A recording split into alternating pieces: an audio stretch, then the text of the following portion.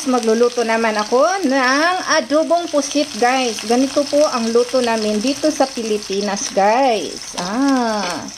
Adobong pusit. Ang sarap. So ngayon, igisa-gisa muna natin itong mga ricado guys. Oo, itong mga ricado. Ayan, i-brown-brown natin konti guys, ha? Ayan. Nalinis na ni siya lala yung ano natin, yung pusit natin guys. Okay? Nalilinis ko na ang pusit. Ayan. Nakita nyo na yan guys, medyo nag-brown na po siya. Konting tiis na lang at kakain na po tayo. Pero ayokong kumain ngayon guys. Grabe ang kain ko ngayon ng barbecue, banana Q. Ako po, sarap ng kain. Taba din na siya sa lala. Basta, okay, ganon. So, ngayon, lagay na po natin yung pusit natin, guys. So, ito po yung pusit, guys. Nilininis ko na. Ayan. Adobong pusit. Ganon. Chickens. Okay.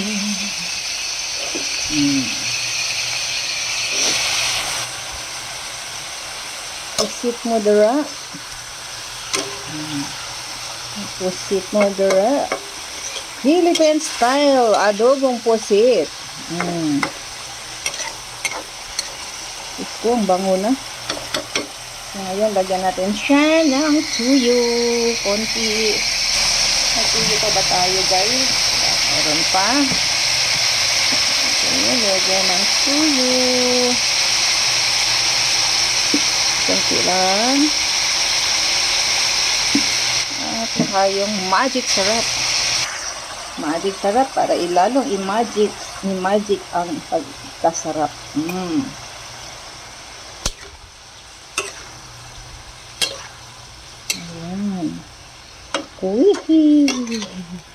Wishi. Ganon ang pagka-adobo. Dahon ng laurel, lagyan natin. So, tingnan natin guys, itong adobong manok. Mayroon na po yung dahon ng laurel. Dali pa dali, dali. Sino man yan? Sulod, dali. Dali pa dali.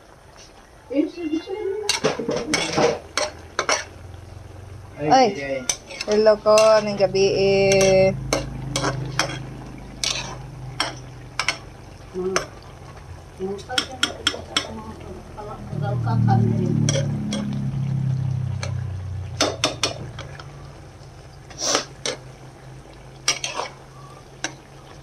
Ubaha, kumasa pa rin ito, ganit ka tanan, meeting. Ano? Meeting ta. Dili ka magdawat si ubahe? Okay. Lagi. Ayan po siya guys.